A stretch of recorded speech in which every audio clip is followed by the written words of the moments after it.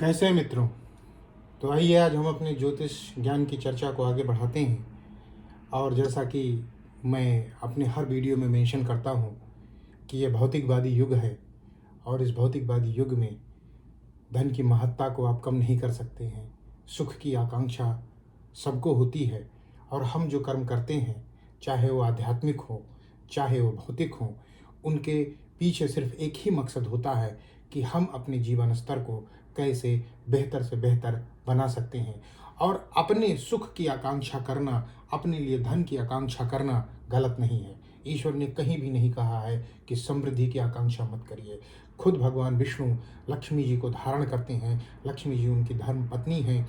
और आप सोचिए कि जब खुद श्री हरि, हरि तो भगवान विष्णु हैं, खुद हरि जब श्री को धारण करते हैं जो लक्ष्मी जी हैं, तो आप अपने इस जीवन में धन की आकांक्षा क्यों ना करें।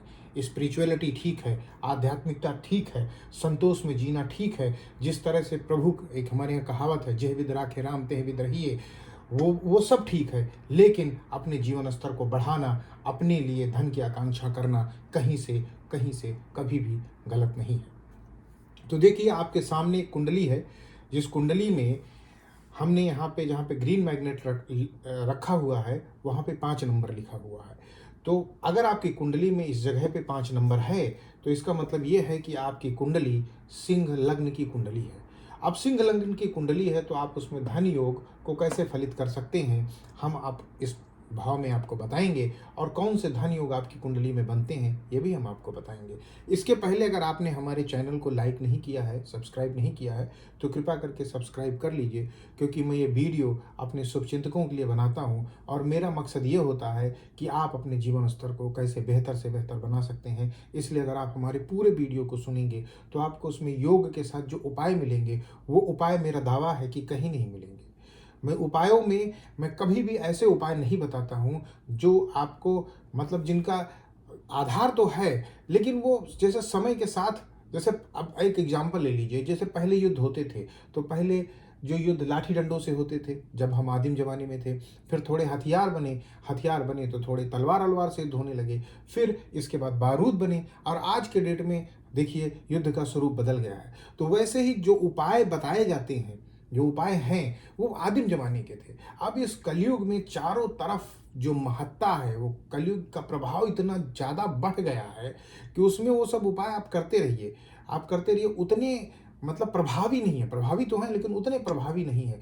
कलयुग में भगवान जो ने कहा है, कलयुग केवल नाम आधारा, मतलब नाम आधारा, मतलब कलयुग में नाम ही आधार है, मतलब भगवान का स्मरण करना, कीर्तन करना ही आधार है। अब चूंकि ये सब एनर्जीज हैं, तो हर, जैसे आपके में हो सकता है इस कुंडली के हिसाब से धन के संबंध में कोई एनर्जी पॉजिटिव ना हो, तो उस एनर्जी के देवता का आवाहन, आराधन, उनका कीर्तन, उनका दर्शन, उनका मनन, मैं इस तरह के उपाय बताता हूँ, करने से वो एनर्जी बैलेंस हो जाएगी। क्योंकि कलयुग में नाम ही आधार है, यही मूल मंत्र है, यही मूल मंत्र है। अगर इसी को आप पकड़ लेंगे तो समझ लीजिए सारा जो है आपके जीवन की प्रॉब्लम दूर हो जाएगी।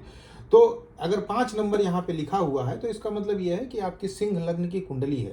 अब सिंह लग्न की कुंडली है तो ये लग्न भाव हुआ, ये द्वितीय भाव हुआ जो धन भाव है, ये तृतीय भाव हुआ जो पराक्रम भाई सहोदर का भाव होता है, ये सुख भाव है।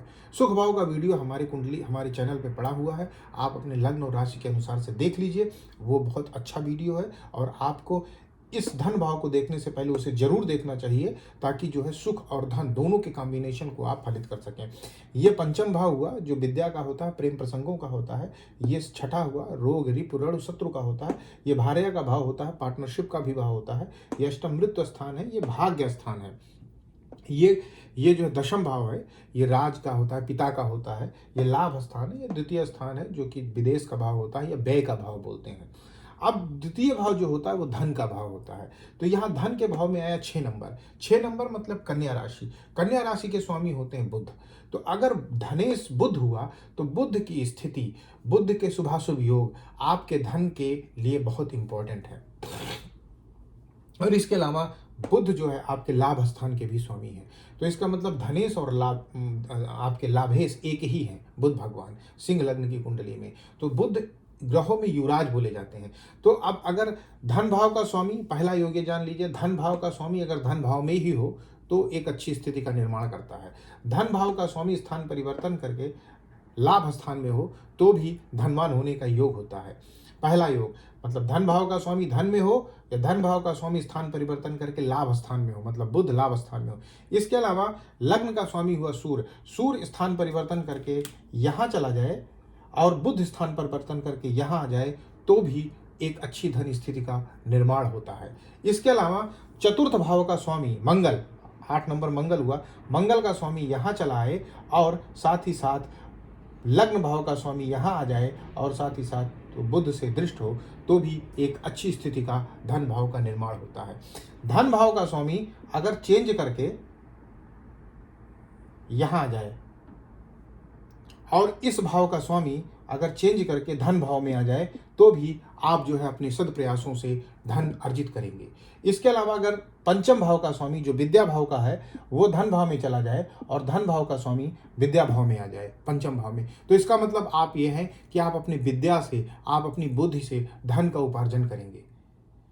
तो मैं फिर से रिपीट करता हूँ, धन भाव का स्वामी लाभ स्थान में हो या धन भाव का स्वामी धन स्थान में हो, लग्न और धन स्थान का इंटरचेंज ऑफ हाउस हो, धन भाव का स्वामी आपके जो है दशम भाव में हो जो कि शुक्र का घर है और शुक्र जाके धन भाव में बैठा हो तो भी आपका अच्छा जो है धन का योग होगा।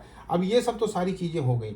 अब मैं कुछ और बताता हूँ। इस कुंडली में इस भाव को छोड़ के, 12वें भाव को छोड़ के जो है आपका जो है बुध प्लस शुक्र प्लस मंगल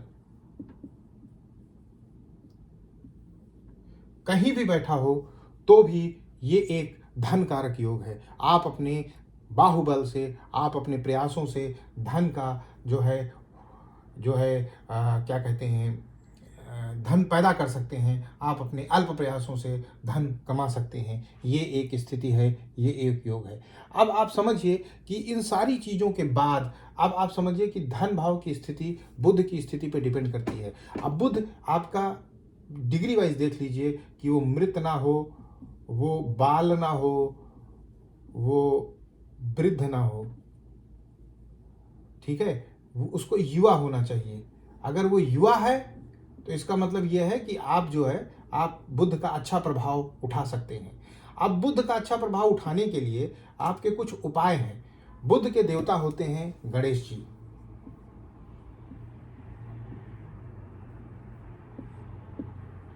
बुध के लिए दुर्गा जी की भी आराधना की जाती है। अगर आप गणेश जी, दुर्गा जी, अब ये आपको कहाँ मिलेंगे?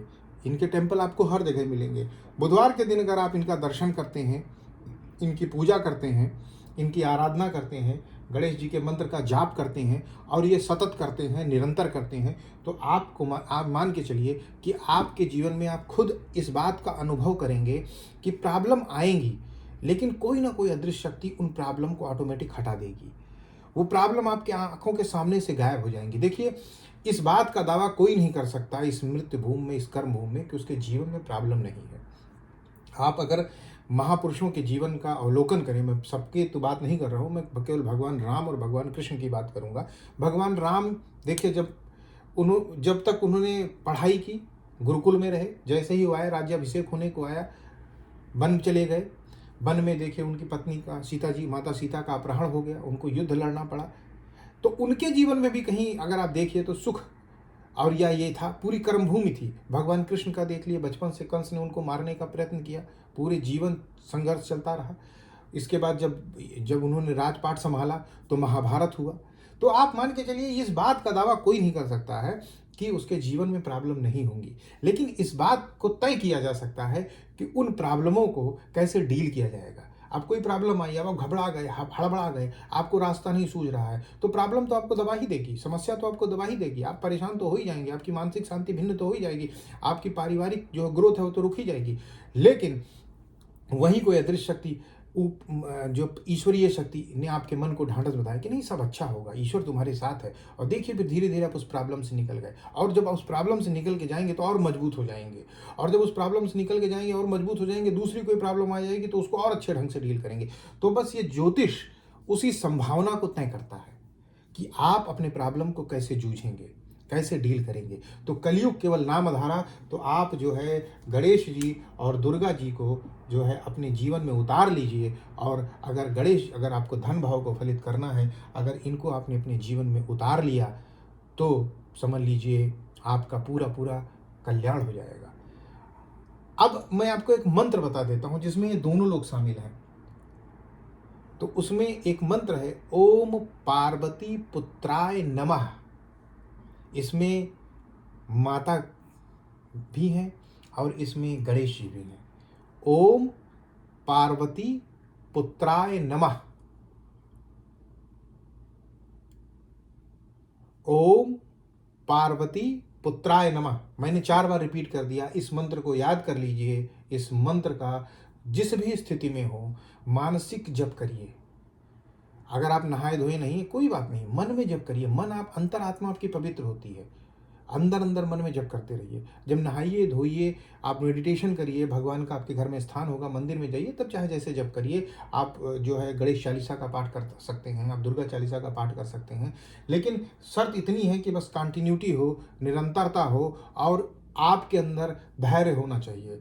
आपको पूर्ण विश्वास होना चाहिए कि आपकी प्रॉब्लम सॉल्व होगी ही होगी। और अगर सॉल्व नहीं होगी, ऐसी आपने धारणा कर ली, तो फिर विश्वासम फलदायकम। पूरा विश्वास करिए और ये मान के चलिए कि कैसी भी स्थिति हो, मुझे ईश्वर का साथ नहीं छोड़ना है और मुझे इसको जो है इनके शरण में रहूँगा, मेरा अच्छा ही होगा। आप मेरा विश्वास करिए, मैं आपको दावे के साथ कह सकता हूँ कि आपके जीवन में प्रॉब्लम दूर हो जाएगी। इसके अलावा अगर आपकी कोई पर्सनल प्रॉब्लम है, इसके अलावा आप अपनी किसी समस्या का समाधान चाहते हैं, तो हमें कमेंट सेक्शन में ज़रूर बताइए और अपनी प्रॉब्लम लिख दीजिए, अपना डेट ऑफ बर्थ, अपना प्लेस ऑफ बर्थ और अपना टाइम ऑफ बर्थ। तो हम उन समस्याओं को लेंगे, उनकी एनालिसिस करेंगे अपनी टीम द्वारा और आपको एक वीडियो बना के सूचित करेंगे। हमारे पास कुछ क्वेश्चन हैं, आप हमारे नेक्स्ट वीडियोस तक बने रहिए। हम कुछ लोगों की समस्याओं को जल्द से जल्द उनका समाधान यहाँ बताने वाले हैं। लेकिन हम कोई जो है 5 मिनट वाला एनालिसिस करके नहीं बताएंगे, हम पूरी एनालिसिस करके आपको समाधान बताएंगे। और उस समाधान में मतलब जो है पूरा डिटेल समाधान होगा कि आप अगर मतलब यहाँ तो मैं एक बहुत सामान्य उपाय बताता हूँ, लेकिन सामान्य उपाय होते हुए ब्रह्मास्त्र उपाय होता है। लेकिन मैं वहाँ आपको बहुत ही स्पेसिफिक उपाय बताऊँगा जो कि हर तरह से होगा, जो लाल किताब से भी हो सकता है, जो रत्न से भी हो सकता है, जो पूजा पाठ से भी हो सकता है, अनुष्ठान से भी हो सकता है। जो भी बेहतर होगा आपके लिए वो उपाय मैं वहाँ सजेस्ट करूँगा, तो वहाँ आपको डिटेल उपाय मिलेगा। तो आप जो है तब तक हमारे जो है चैनल को लाइक कर लीजिए, सब्सक्राइब कर लीजिए, क्योंकि हम ये वीडियो आपके लिए ही बनाते हैं और आपका जीवन बेहतर हो सके। तो उसके साथ साथ हमारा ये भला होगा कि हमारा समाज बेहतर होगा। जब सभी लोग सुखी होंगे तो जो ओवरऑल ओरा है वो इस समाज का बेहतर होगा। जब इस ओवरऑल समाज का ओरा बेहतर होगा तो इस देश का ओरा बेहतर होगा। और जब इस देश का ओरा बेहतर होगा तभी तो हम एक अच्छे धर्म, एक अच्छे समाज, एक अच्छी सोसाइटी, एक अच्छी संस्कृति की कल्पना कर सकते हैं। इसलिए हम सभी के जीवन की शुभता की कामना करते हुए आपसे यहीं विराम लेते हैं। जय श्री राम।